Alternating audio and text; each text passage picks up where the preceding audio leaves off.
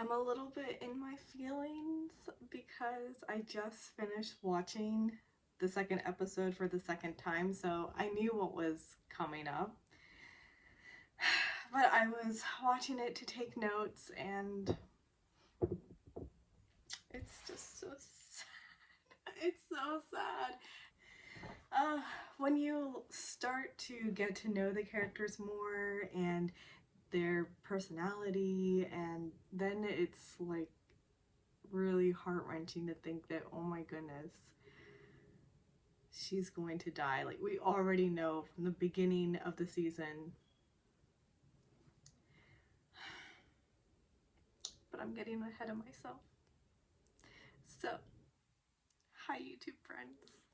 It's Trisha here, and welcome to my little corner of the internet, where today I'm going to try to get through the notes for episode 2 of the K-drama on Netflix, 39.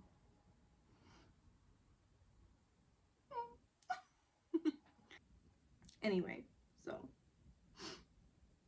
it's so sad. I mean, I'll just go ahead and say this right now because I'm obviously just in my feelings and I can't get past this. So it is confirmed by the end of the first episode, Chan-young is the one who's going to be passing away. She has, I'm assuming, a brain tumor, and she is in stage 4, but it's not confirmed because she needs to take another test. And so yeah, basically now it's like, okay, we're going to go on watching this season knowing that Chan-young is going to pass away. It's just now coming out that she is severely ill.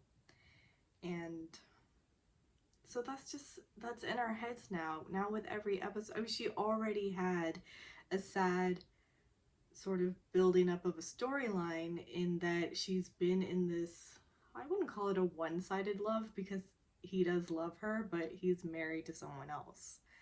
So for the past 10 years has been in this situationship of a ship, and now on top of that she has cancer and she's probably, well, she is dying.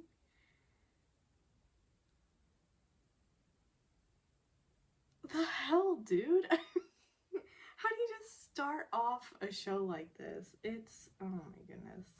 But anyway, I guess I should backtrack and go to the beginning of this episode. I'm just so sad.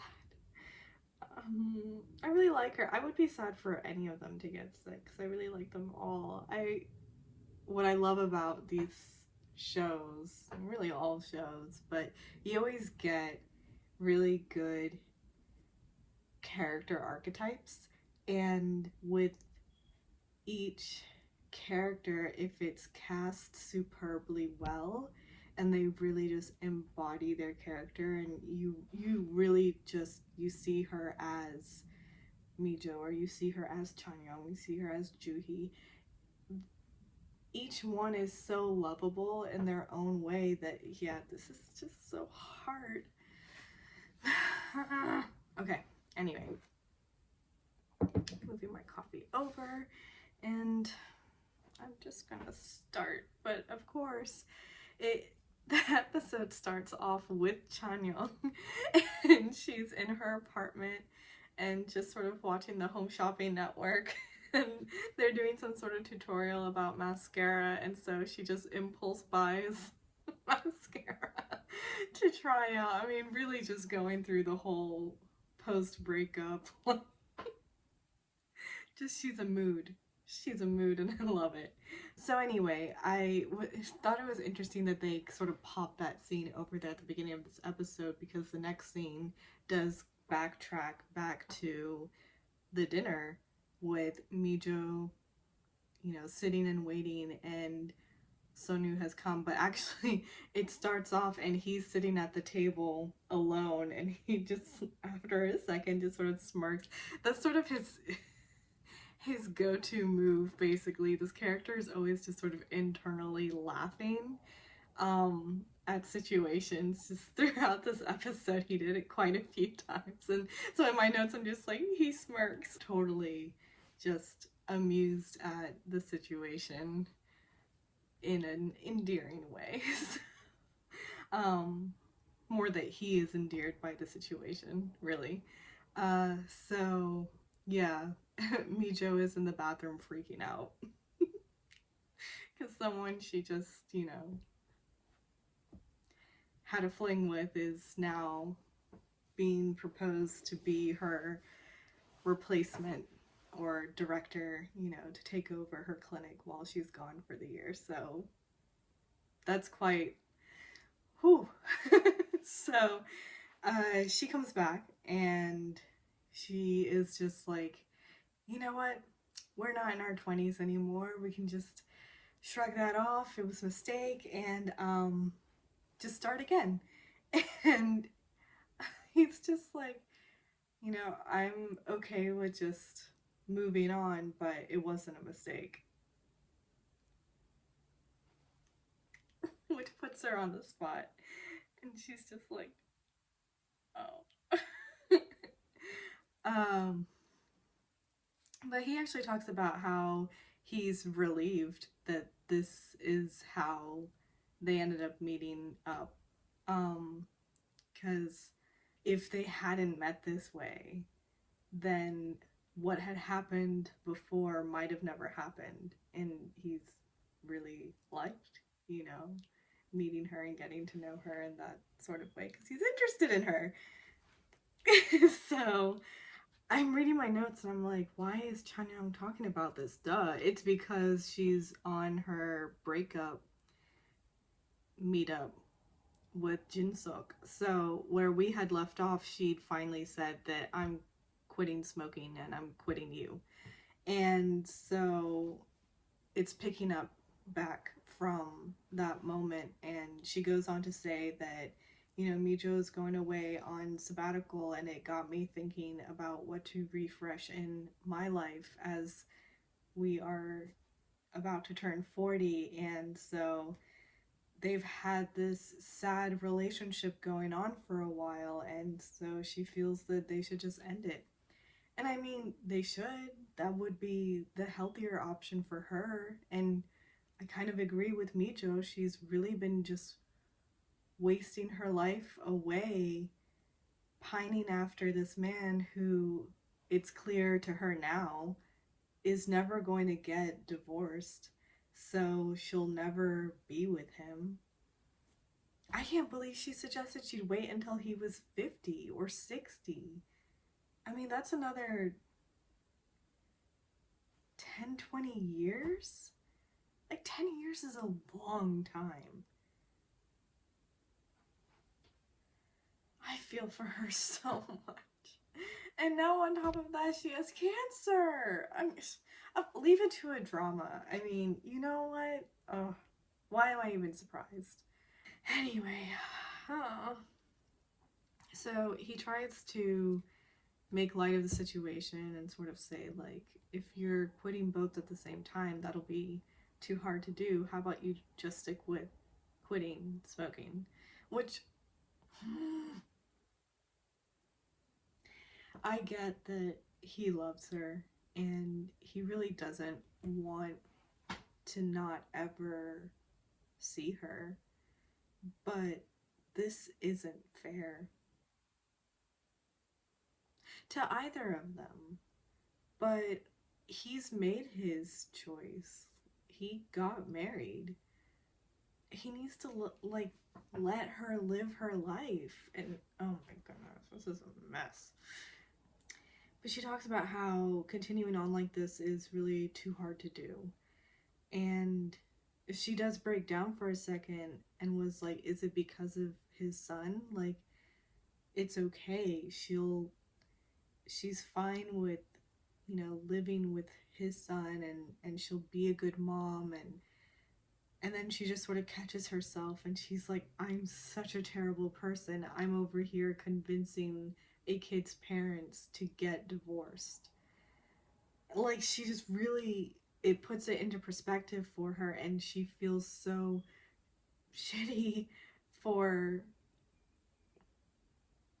trying or wanting something like this to happen to this poor innocent kid. It's really a messed up situation. Jinsuk does take all the blame. She voices out to him that she feels bad because he can't even ask her to stay. And she leaves. But then we're sort of back to Mijo and Sonu's dinner meeting. It's not a date, you know. So, and she's sort of asking him, you have such an impressive resume. Why come to Korea? And he says something slightly cryptic. He just sort of quietly says that he can't turn 40 like this, and then more clearly says to her that there's something that he has to do, and he has to do it here in Korea. It's after the dinner, and her car is arriving, and she walks around, and he just sort of follows her, and then quickly goes ahead and opens the door for her, and she's like, "You, you don't need to do that." Like, and he's just like, "It's manners." Like, she drives away, but she is watching in the side view mirror, and he's still standing over there watching her go. Oh, anyway, so this was a cute scene. We're finally getting a little bit into Hyunjun, who's the one who's opening the restaurant, and Juhi's story, because I'm so intrigued. And this was a good episode in terms of that coupling. So we see him putting the hours onto the window. So he's like very proud of himself. He got it on, and Juhi walks by, and yeah, she asks if he's open, and he says that he's opening tomorrow. And so she looks at the hours and sees that it closes at 8 p.m. And so he lets her know that because of the opening tomorrow, he's having a special. He is telling her to please come. And underneath her breath, she sort of talks about how she gets off after 8.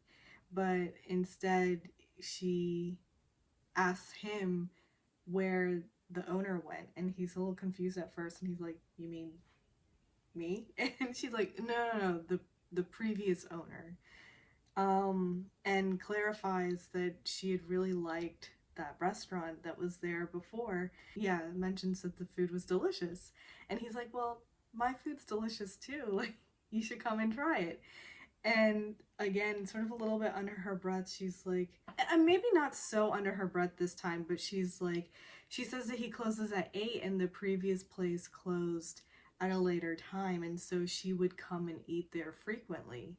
And then sort of wishes him luck and leaves, and he just sort of glances back at his hours, which I was also thinking, 8 o'clock, that's really early for a dinner restaurant to be closing. Not saying that he just serves dinner, I'm sure he serves lunch too, but regardless, you're opening for dinner, why close at 8? Chanyoung is walking home, and we see that Mijo is there waiting for her. And they sit and drink, and Mijo is sort of,